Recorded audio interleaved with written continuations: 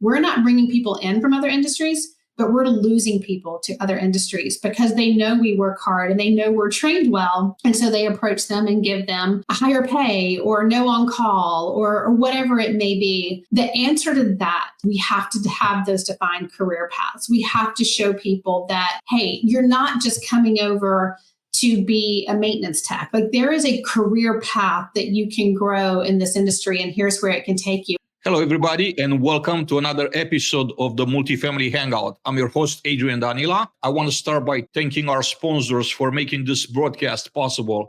They are Kairos and GPS Roof Leak Repairs. With this being said, I'm going to turn it over to my co-host, Chris Moreno. Chris, take it away, sir.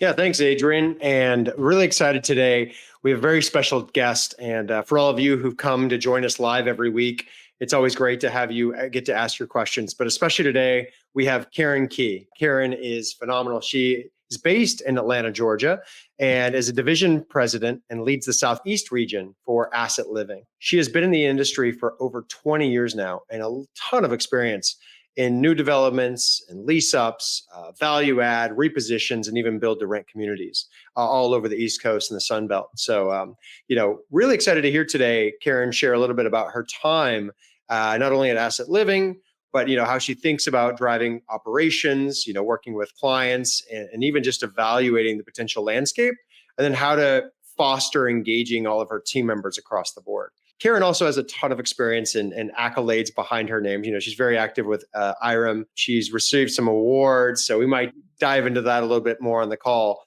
Karen, first off, I want to thank you and thanks for spending the time to be here with us live. No, thanks, Chris. Happy to be here. Absolutely. Well, first want to dive in. Can you share a little bit about, in your own words, how you fell into real estate and why you've decided to be in it, and maybe a little bit about your career? No, I'd love to. It's funny. We all do say that, how we fell into it. And I love now that people intentionally get into it, that we have college degrees that put people in this industry. But I did truly fall into it. So in college, I had that panic attack going into my junior year of I wasn't going to be able to do what I wanted to do with my degree, which at the time was exercise science to be a physical therapist. And then I fell back on what I know. And I had been working in restaurants since I turned 16. The day I got my driver's license, I got my first job at a Chick-fil-A Dwarf House. So I switched gears and I changed my degree to hospitality administration and business management.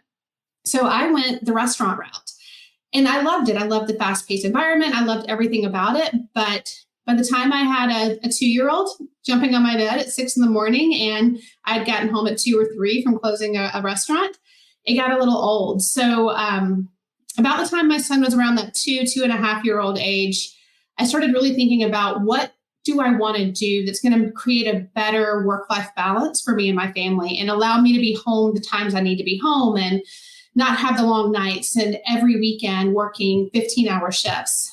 My husband at the time was actually in property management and he fell into it himself. He was former Army. And when he had gotten out of the Army, we were living in a college town near the base he was living at. He started helping us turnkey. It was like they needed help trashing out units. And so he fell into it by doing that. So when I started looking, he suggested, he's like, why don't you look at property management careers? Why don't you start exploring those? And it was just talking to him about what he does on a daily basis and seeing how many similarities there were in what I loved about the industry I was in, that I could still enjoy in property management that put me here. So as we moved back to Atlanta from South Georgia, I shifted gears and jumped into property management. Karen, one of the things that you mentioned was that, you fell into property management, and this is the common theme, right? Every time someone tells their property management stories, multifamily story, we fell.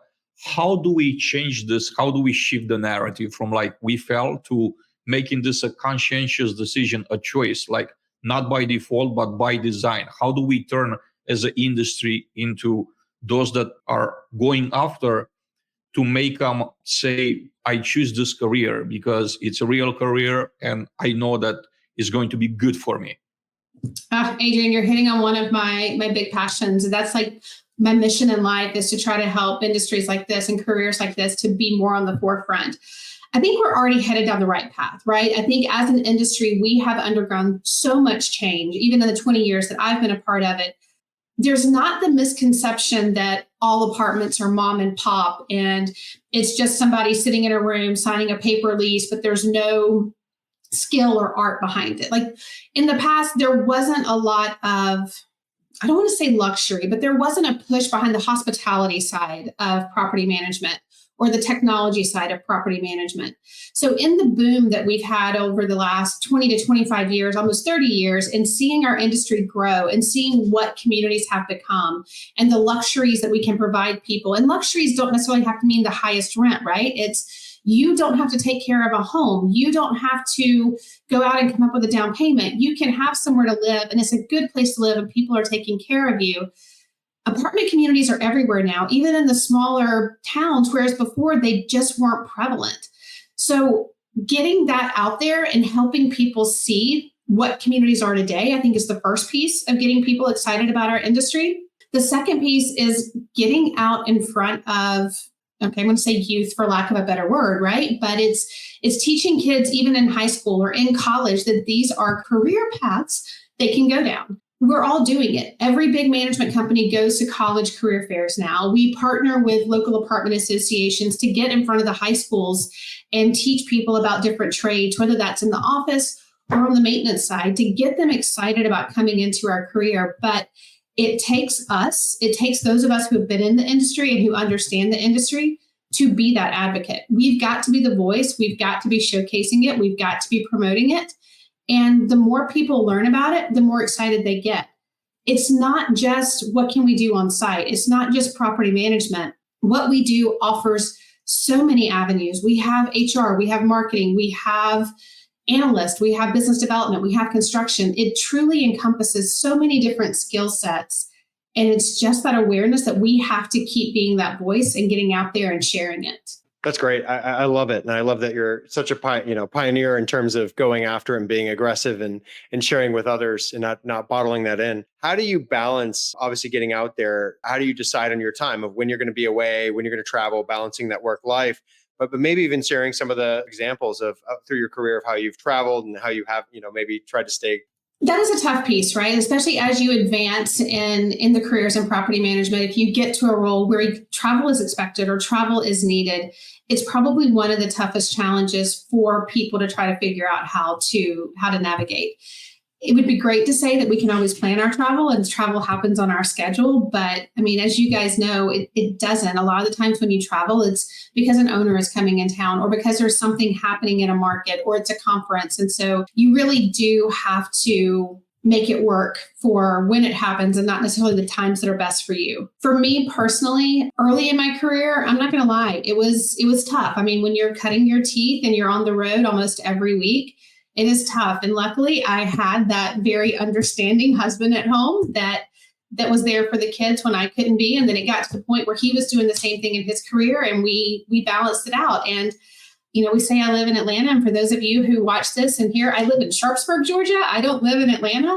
But that is because I'm born and raised here and I have my parents here and I have my sister and my extended family here that could always help and be that support for my two kids that were young when I was first starting to travel. I was fortunate. A large part of my career, I had a pretty local portfolio as I was becoming a regional, as I was first moving into those first few phases above regional.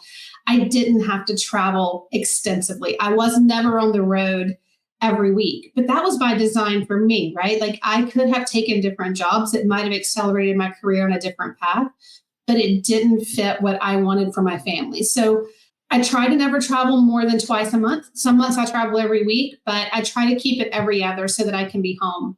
I try to really plan out what are those important events that are non-negotiables for my family that I absolutely can't miss. And I had two really great understanding kids that, I mean, they're older now. It's easier. They don't care as much when mom isn't home, but they understood what I was doing and why I was doing it. So there wasn't, while they didn't give me a hard time, I had the mom guilt. Don't get me wrong. It's tough. You get the mom guilt when you travel, but it's all about that network you have at home. It's the same thing now. Like I travel now. I've got a great partner in the house that keeps things going here. Again, my kids are 16. The one that's in the house is 16. The one out of the house is 21.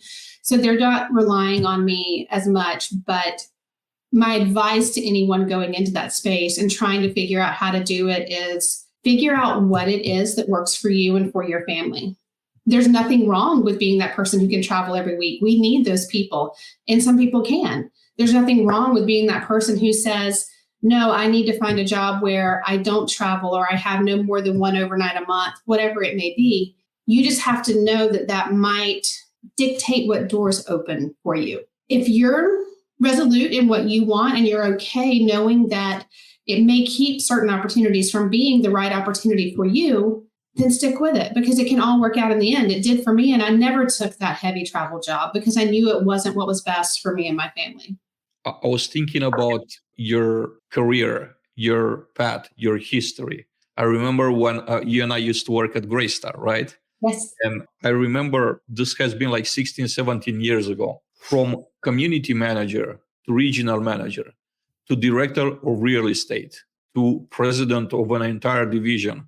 And just to put it in perspective, numbers, right? From like 200 or 300 apartments to 2,000 or 3,000 to 20,000 apartments. And currently, if I'm not mistaken, it's over 120,000 apartment homes that you're overseeing, right? Is that correct?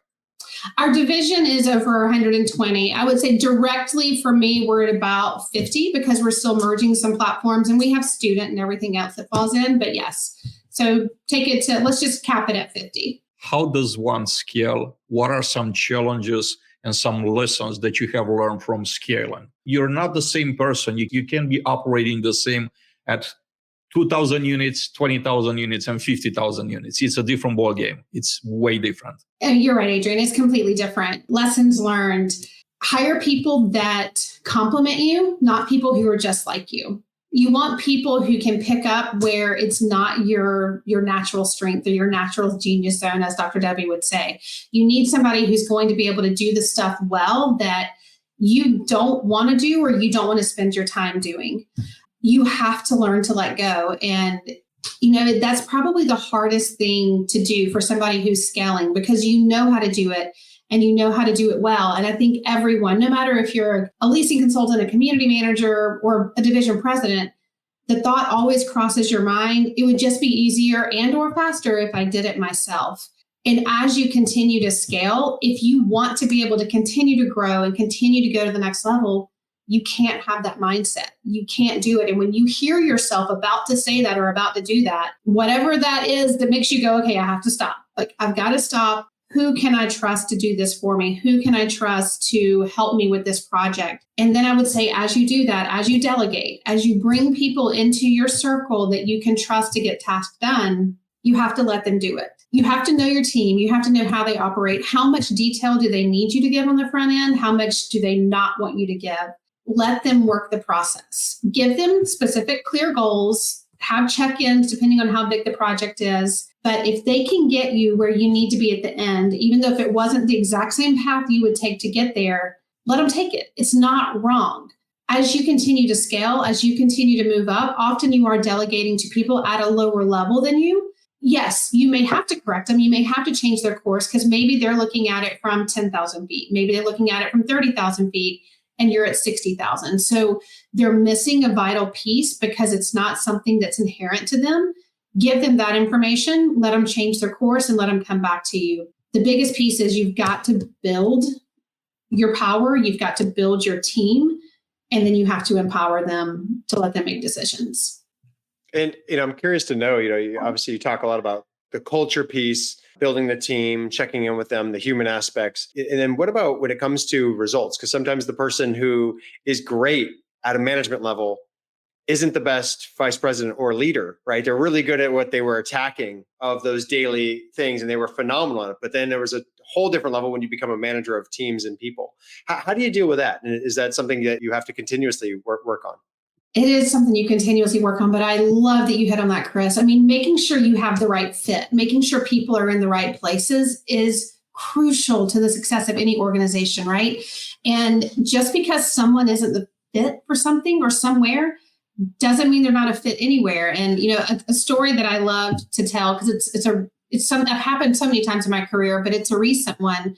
We had a great community manager, promoted that great community manager to a regional. And I will tell everyone, The biggest transition anyone will make in their career is going from a manager to a regional to DP, regional to VP to deep, whatever it may be.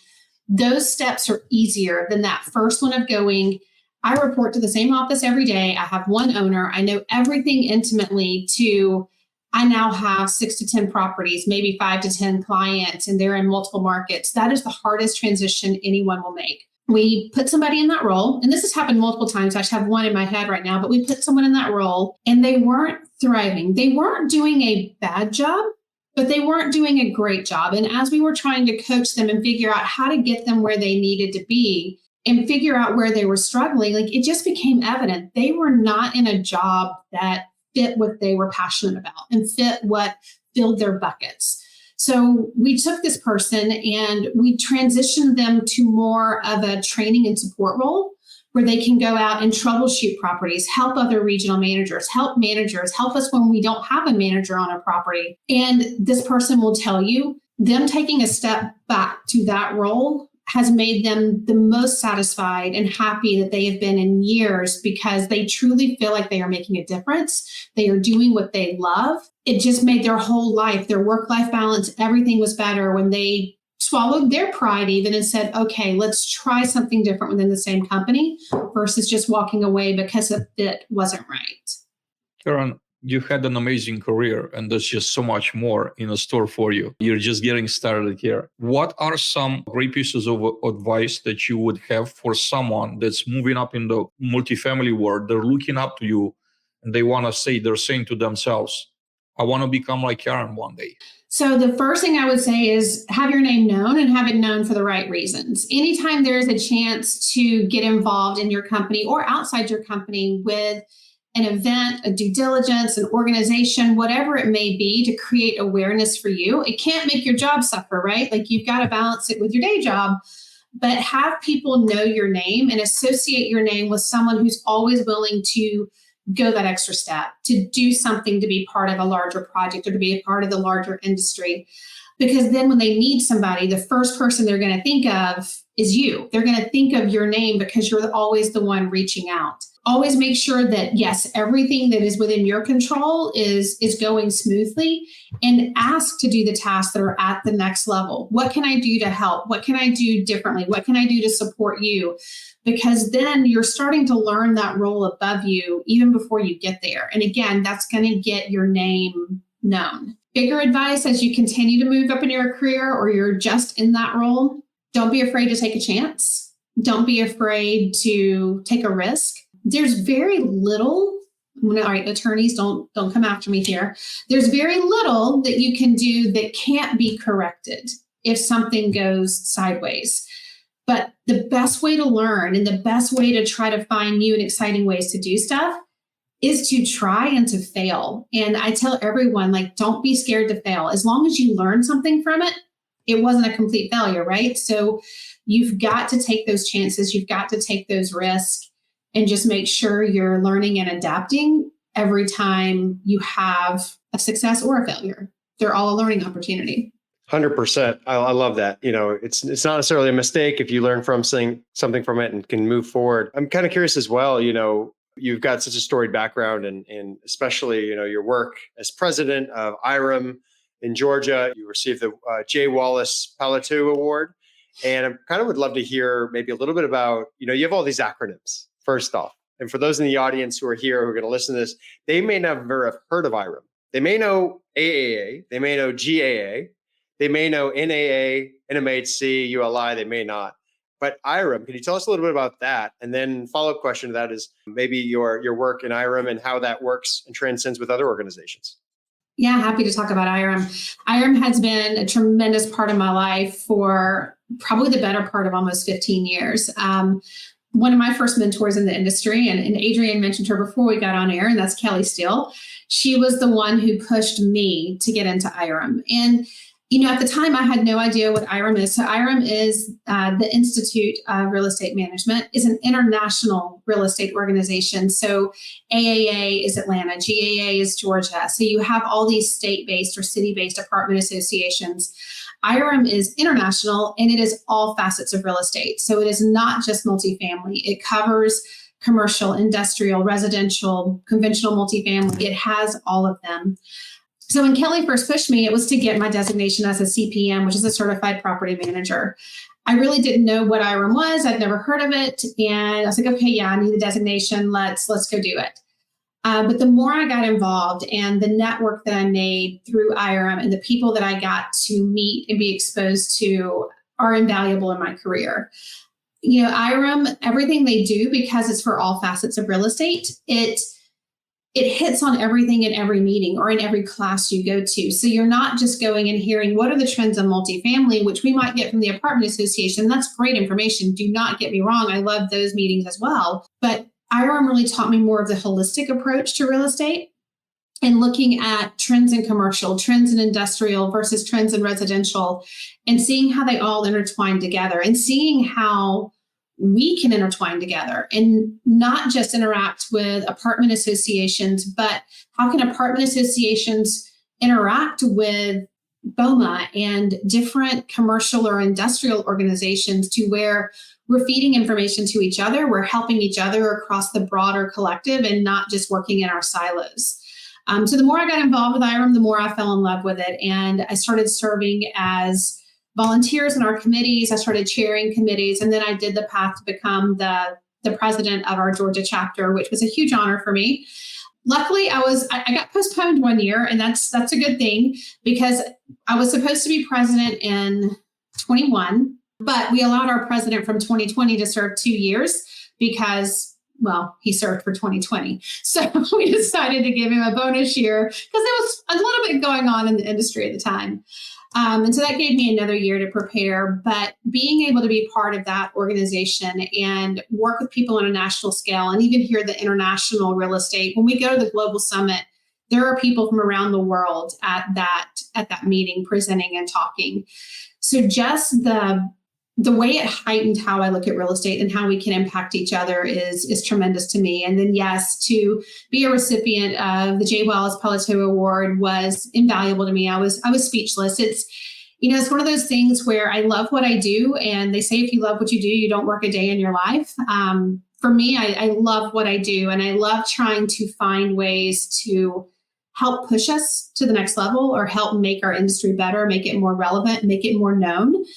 And that was really what I got recognized for. So it is an award that is given to people who have made an impact to the real estate industry. And mine was really about pioneering in a few ways of looking at things differently that we hadn't done before. A lot of it had to do with some of the build to rent work I had done over the previous couple of years. But to have that international annual recognition for that award was definitely a tremendous honor. Before going to my next question, I do want to give a shout out to those of you that join us live today. For those of you in the audience, if you have a question for Karen, please type it in the comments.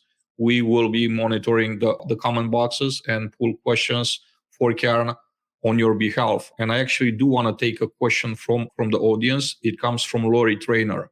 Lori is asking, what are the most essential leadership qualities for your success, Karen? Lori, that is a great question. I think the most essential leadership qualities, there's a few of them. If you start at the most basic, it's communication. You've got to be able to communicate effectively with your teams and with your clients. The more people can clearly understand your vision and your direction and the why behind what you're doing, the more they're going to be willing to follow you and to help you with what you're trying to accomplish. The other one, and it goes along with the communication, is transparency. The more transparent you are in successes and in failures, and the more transparent you can be when you may not even know the answer and you admit that goes a long way with building trust. People think often if they're transparent, that shows they're weak or that shows that they have a lack of knowledge. But honestly, sometimes it takes a lot more strength to say, you know what, let me research that a little bit more and get back to you than coming up with an answer that people may not believe because it was too surface. And then the last one is humility. You've got to be humble. You've got to be able to know when you make a mistake. You've got to be able to admit when you make a mistake, not only to yourself, but to your team. Like if you do something and it doesn't go right, or you had a bad day and maybe your tone or you snipped a little too fast at somebody, like you've got to go back and say, hey, sorry, that had nothing to do with you. That wasn't about you. But you've got to be able to say, I made a mistake or I was wrong in how I handled that. And again, that's going to help you build that trust with your teams and with your clients. And now a word from Dean Fungawing, founder and CEO, Kairos. This first customer where we installed this solution for, we installed on January 4th this year. And within like 3 weeks, the temperatures of the attic had gotten below 40, immediately sent a notification to the chief building engineer. They saw that the temperatures that night, according to the weather forecast, were going to drop into the 20s, low 20s. Well, sure enough, the ambient sensor could tell that the attic was dropping very fast, like within hours, down to 32 degrees. And that night it had gotten down to 20 degrees. Well, luckily for them, they went on fire watch. Once they saw the temperatures were approaching freezing, they could drain the lines of the system. And that way there was no risk to the asset. And they just had to pay for a little bit of overtime for somebody to walk the building every 45 minutes. In the morning, when the temperatures start to rise, they could turn the system back on and go back off of fire watch, right? This happened multiple nights in a row. And one of the nights, they actually caught a crack in one of the lines, the leak sensor. They were able to detect that there was a small crack in one of the lines from it just being an old line. And they only had to pay $3,000 for a specialized plumber to come and fix that line, but they didn't have any damage. Last year, over $300,000 worth of damage because of the apartments flooding. Same building, same issue. The following year, 0 water damage. And the only difference was they knew what the temperature of the pipes were. And that's it, right? Like once you know, then you can act and be responsible.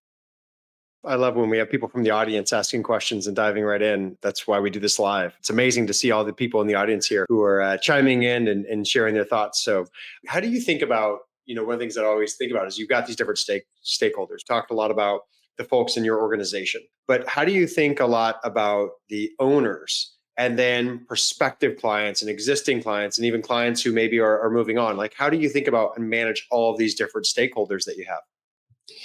That is probably the toughest part of third-party operators in our industry, right? And I'm at a company where we are 100% third-party operations. We don't own anything. So we have owners in every single deal, and most deals have anywhere from 2 to 10 owners on every single asset. So it is tough. Where I try to help, at least with my teams, I try to group it as much as possible to limit the number of owners they have within their oversight, because you have to make sure you know each person's hot button. And even if you have 3 owners on one deal, it may be 3 different sets of hot buttons.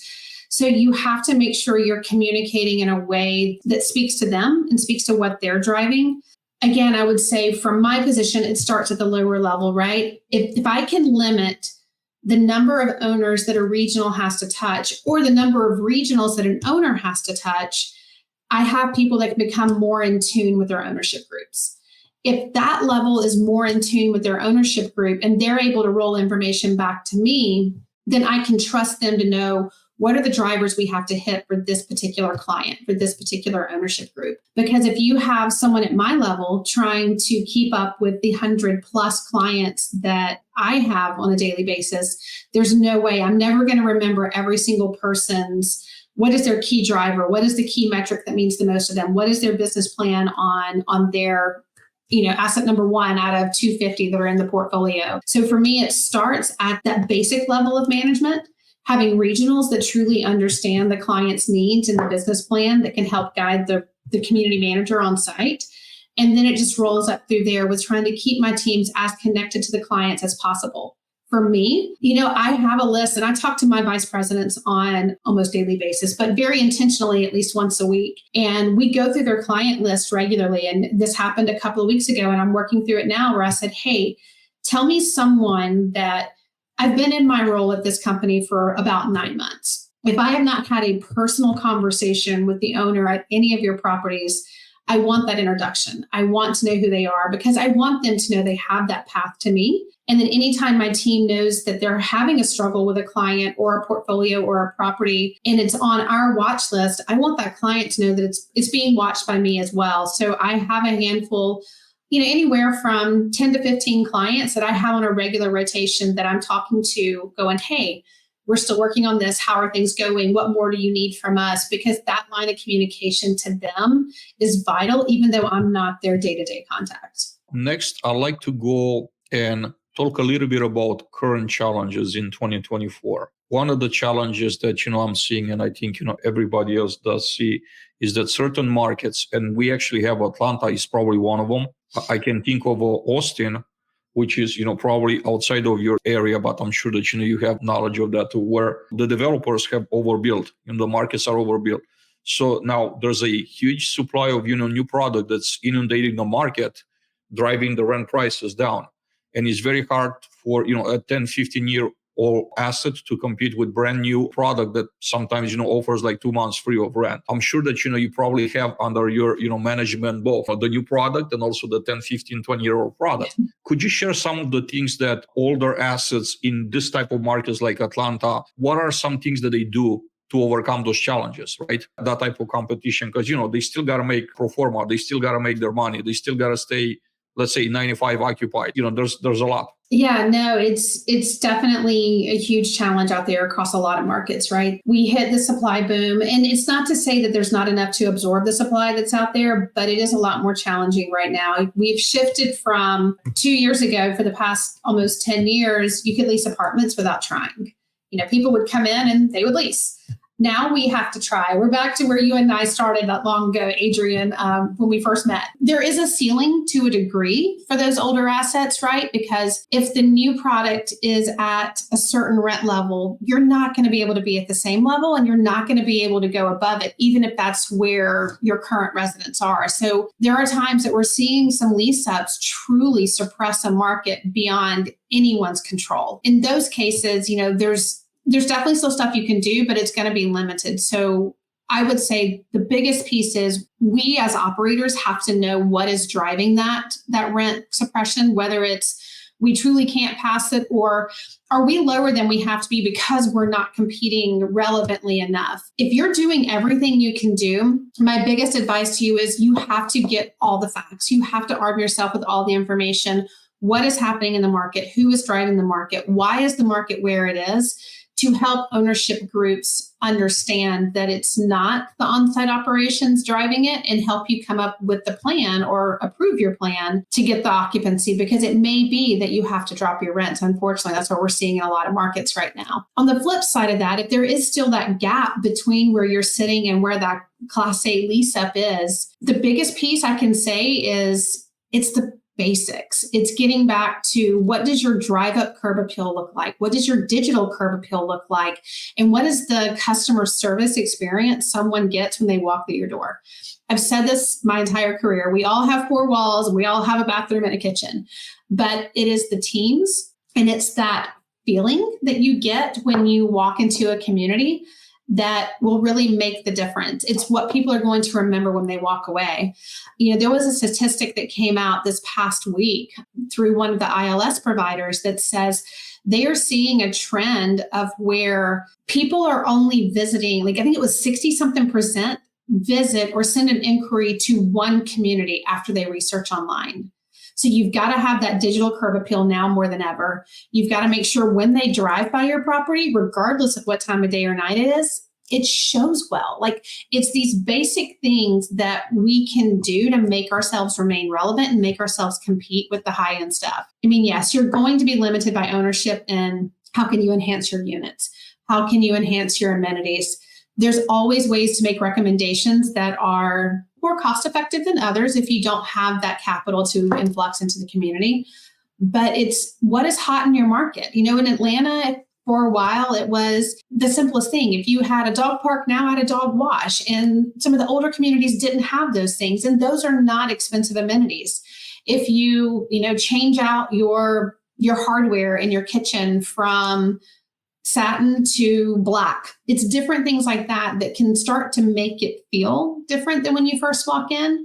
But it's really knowing your competition. It's shopping your competition. How does it look and feel and smell and sound when you shop your competition? Because it's all of those things. For me as an operator, it goes back to working hand in hand with our training departments. There are statistics out there, and I want to say right now we're at 73% of our on-site team members joined the industry after 2020. So let that sink in for a second. If you think about how much we shifted how we operate in 2020 because we were no longer in the office, we were no longer showing units, we were not interacting with prospects face-to-face on a daily basis. And now we're saying we're in a tight market again. We have to go back to what we did before. These people don't know what we did before. So all this training that may have kind of gotten lost when we started teaching, how do you virtually show an apartment? How do you do a self-guided tour? How do you enhance your digital curb appeal? I have been in conferences and face-to-face on site where people don't know what a sparkle bucket is. So we have to go back to how do we train people who weren't in the industry 5 years ago, the key points that we did back then that we need to mold into what we're doing today. You know, it's funny as you were just talking about that human element and the percentages of new people in our industry. I was just talking with Ed Romano, one of your colleagues, Yes. just at AAA and also at another event here in Atlanta. And so he was sharing one of the key things that he really looks for in people and expects is responsiveness. And I think you're talking about obviously all these different aspects and little increments sometimes. But what's your thoughts about AI? And helping your teams to, whether it's, AI in technology or AI to actually help your teams to be more responsive and to allow them to focus on things because, as you said, right, people feel overwhelmed a lot of times. There's so much out there drawing their attention. So what are your thoughts about AI and how are you thinking about that with your teams? So personally, I am a tremendous fan of AI. I think if we're not utilizing AI, we're leaving it on the table. We're not doing everything we can to maximize leasing, to maximize retaining our existing residents. AI is crucial in today's world. The response time a consumer expects is, I think we're down to like 11 seconds or something insane in terms of what they expect from a response time. So if you look at it from the most basic piece of things, response time to a prospect, not the most important, but it's important, right? We got to get people in the apartments. If they're only allowing you 11 seconds to respond back before they're sending out another inquiry or before they're looking at another inquiry, if you don't have something that is right there able to interact with them quickly, or at least let them know how to get more information, you're losing their interest. There was also a study, sorry, I'm giving you guys tons of stats today, but if you can't tell, I'm a numbers person. There was a study that was released late last year that talked about the speed of response time is more important to consumers than brand loyalty. They will start with brand loyalty, but if there is another brand they consider comparable and they respond faster, they will navigate to that brand. Think about that. I mean, what is your favorite brand? And if you reach out, but they don't respond, and there was somebody right behind them, but they responded to you, how quickly would you be to buy their product? We have to make sure we're staying on top of that. There's multiple ways to use AI in that component, right? Like you have your chat bots that you can immediately type and get a response back. And I don't know about you guys, and maybe it's a generational thing. I get frustrated with chat bots a lot of the time. And I don't use them for marketing in apartments. I mean, we do it on our properties, but if I'm even trying to get an answer at my cellular service provider, and it's you have to answer only these questions. So that does help, right? Because I didn't have time to call. So maybe I can get an answer through doing it. I will use the chat bot, even though I know I'm probably going to get frustrated because it is helpful. But then there's the ability to have the true AI leasing tools that it feels like a person responding to you. They are analyzing your questions, they're determining what you're answering, and they're actually responding back with pertinent information. What I think people have to realize about AI is the properties who aren't utilizing it and the owners who aren't utilizing it, I honestly feel it's because they're intimidated. They're intimidated by not understanding the benefits, and they think it's going to be extremely expensive and extremely cumbersome for their on-site teams to operate. And there's so many levels of AI that don't have to be. The chatbots are not hard to set up and they're not hard to initiate, but they have tremendous returns. You start going into more of the AI leasing agents, those have a little bit more setup time, but it's still easy for even a one-off to do. It doesn't have to be a company-wide rollout that has a huge team behind it leading the initiative. Over the past 2 years, I've become a tremendous fan of AI rent collections and renewal nurturing because I have seen the benefit of that. Just like our response time is there for our prospects, our residents have that same response time. They want us responding to them quickly when they call or when they come into the office.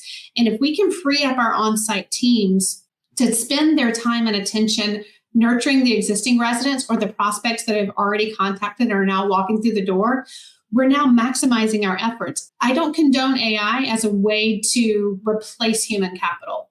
I feel it is a way to supplement human capital, and it's a way to allow our teams to focus where they need to be focused and eliminate some of that admin burden and admin task. But there is no component of AI that I feel can operate blindly.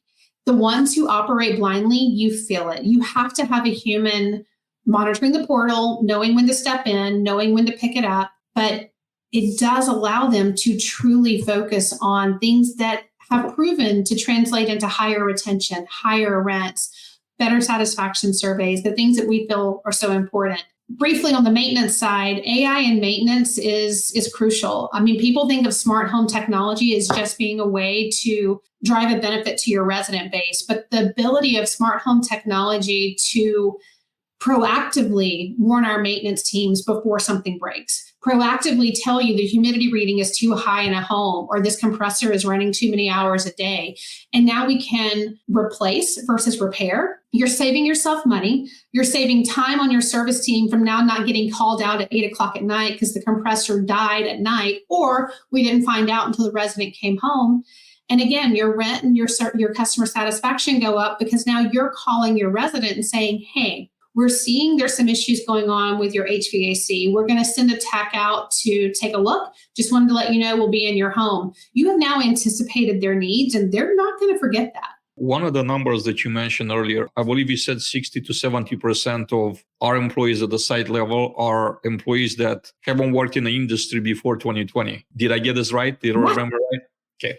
Now, in times when the rents can go up, actually, a lot of them are going down, right? They're being reduced. The only other way for us or for operators to make the numbers is really to look at how do we reduce expenses. One of those ways is increasing renewal rates, right? Retention. So it starts with resident retention, but we can't really increase that resident retention rate unless we actually have legacy knowledge that you mentioned that it's really not there, right? If you only goes like for 60, 70% of our employees at the site level, it doesn't go back more than 4 years. They haven't been through a lot. They haven't been through, what you and I have been through 2008, 2009, the crisis, the crash, a lot of stuff they haven't been through. So how do we do better? What are some things that we could do better as an industry to increase that legacy knowledge? Or in other words, how do we increase that employee retention? What are some ways? And also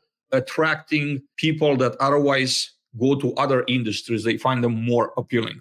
I think that's the $1 million question, right? And I think there's a couple of things that you asked in there that made my mind go in different directions. And for me, it's, how do we empower that or instill that knowledge into people who weren't here during 2008, 2010, right? Like who wasn't here then and remembering what we did then. This is where that regional level, maybe that level above regional, whatever it may be called at my company, it's regional vice president. That's where their knowledge and their hands-on involvement with our on-site teams becomes critical. And I think if you really look at our industry averages, right, over the last, let's call it 10 years, 5 years especially, the average number of properties that a regional is carrying has dropped considerably. I know the average for my division is half of what I carried when I was a regional at a large property management company. And it's because they have to be that much more involved. They've got to be working hand in hand and guiding those managers and helping them understand because a lot of them don't know what to do when they hit these tight times. So I think it's understanding the strengths of your teams and making sure you're utilizing all the resources that are out there.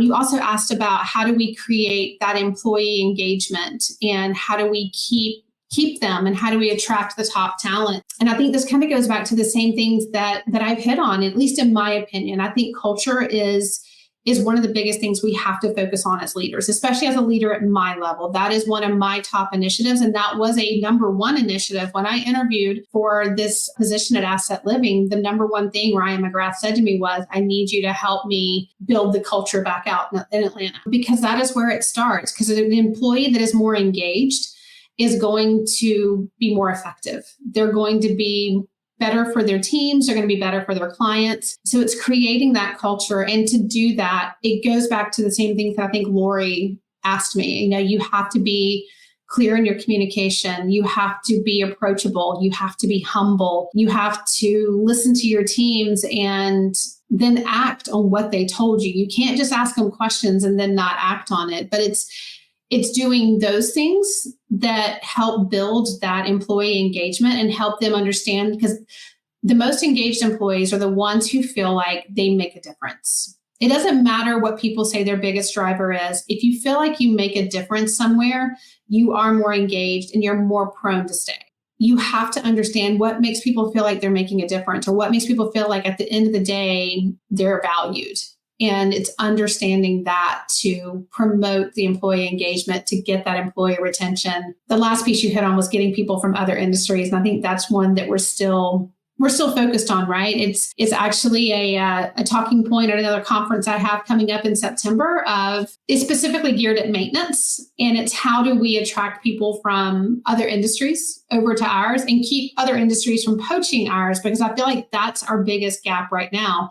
We're not bringing people in from other industries, but we're losing people to other industries because they know we work hard and they know we're trained well. And so they approach them and give them a higher pay or no on call or whatever it may be. The answer to that, and again, that awareness as we get our industry out there more and more, is we have to have those defined career paths. We have to show people that, hey, you're not just coming over to be a maintenance tech. Like, there is a career path that you can grow in this industry, and here's where it can take you. Or you're not just coming over to be a leasing consultant. Like, this is a career path. There is a way you can take this all the way to division president, or all the way to director of marketing or director of training, whatever your passion is. So as an industry, I think the more we can all come together and create those defined career paths. I know there's a lot of companies out there creating them, but it's not something that we all say the same thing or that is actively talked about when we're recruiting.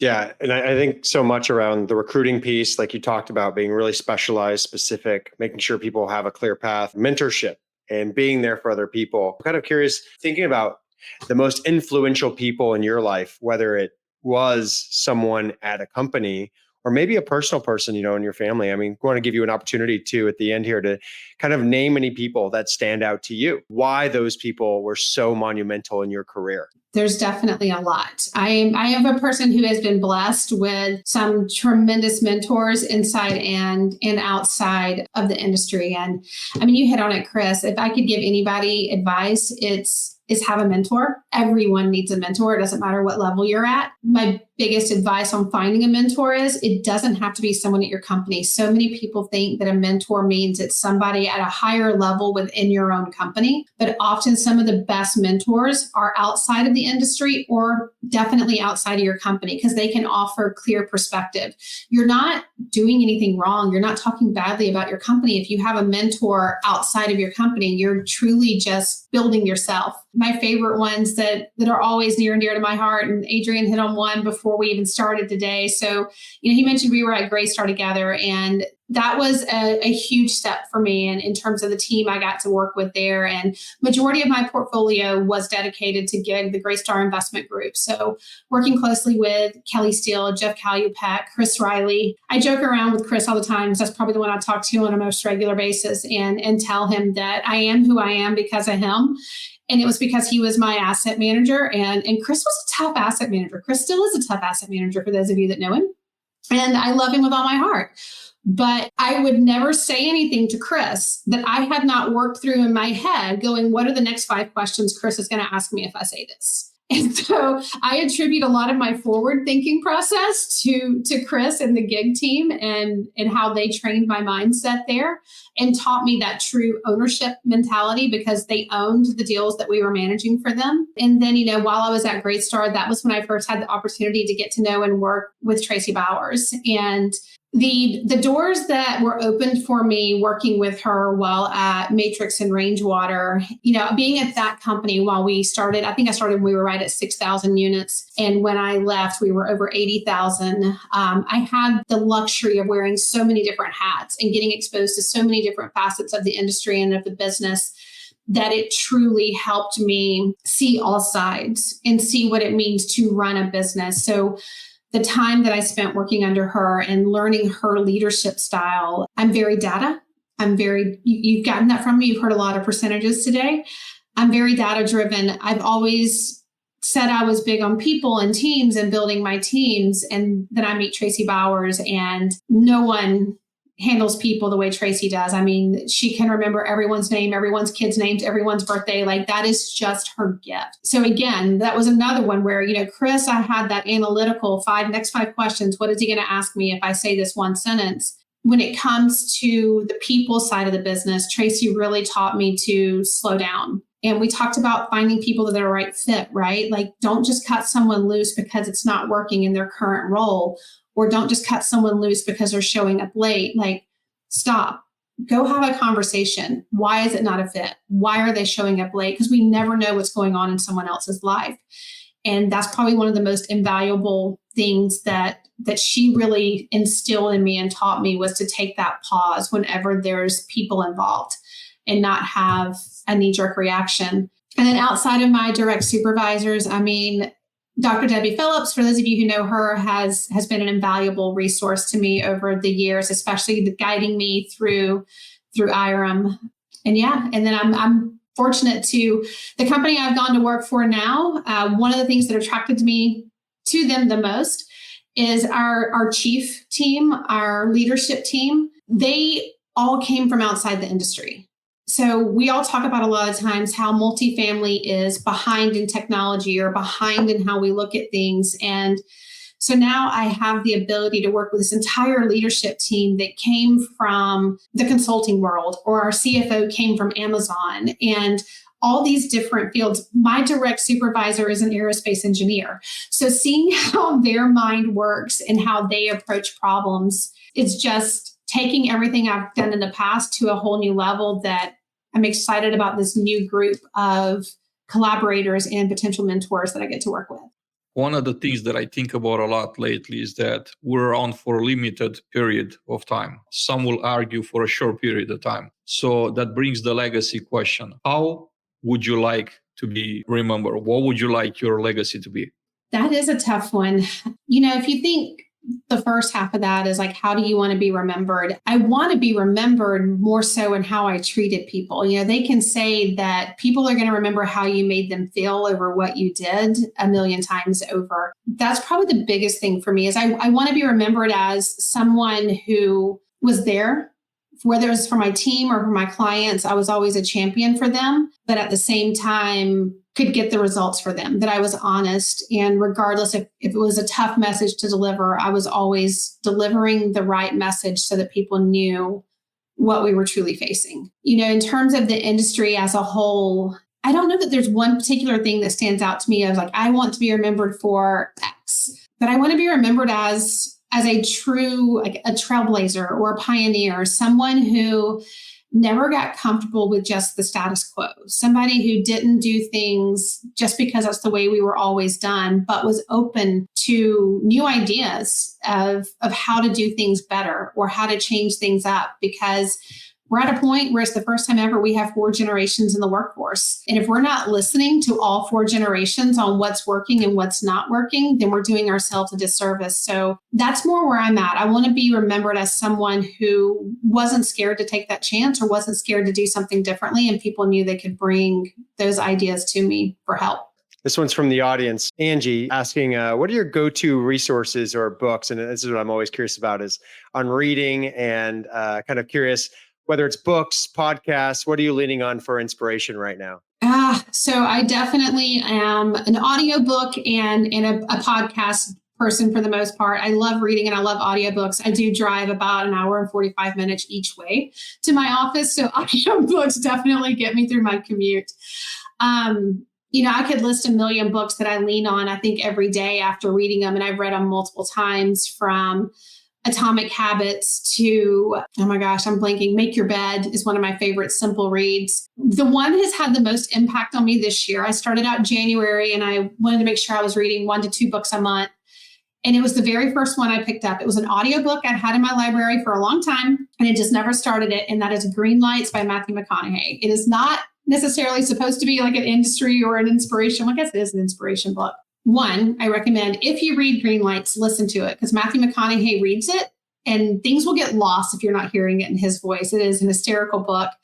But the whole premise behind Green Lights is no matter what the situation, we talked about failing forward and learning from your mistakes and they're not failures. It's no matter what the situation, there's something that you're going to learn from it or there's something good that's going to come from it. So it's as things happen, even if you think they're horrible or if you think they're bad, look for that green light. Look for that good thing that came out of the situation, regardless of what the situation was. Matthew McConaughey is just inherently an eternal optimist that hearing his thought process and hearing how he approaches life and approaches situations to me was very enlightening and good to hear. Karen, it's been an amazing time spent with you here this afternoon. Thank you so much for being here with us, for hanging out with us. I hope to have an opportunity down the road to do a second episode. There's just so many things that, I also wanted to talk to you about. But, obviously we had to be aware of time and that, there's other things going on. Thank you for being here with us. I do want to thank all of you in the audience for joining us today, for hanging out. I do want to thank our sponsors, Kairos and GPS Roof Leak Repair, for making this broadcast possible. Any final thoughts, Karen? Just thank you guys. Thank you guys for creating this platform and making people like me accessible to others. I've thoroughly enjoyed doing it and definitely would come back again with you guys. Awesome. Thank you, Karen. And can't wait to see you soon at either an IREM event or an NAA or other place in Georgia. So yes. Thanks so much for coming on. We really appreciate it. Absolutely. Thanks, guys.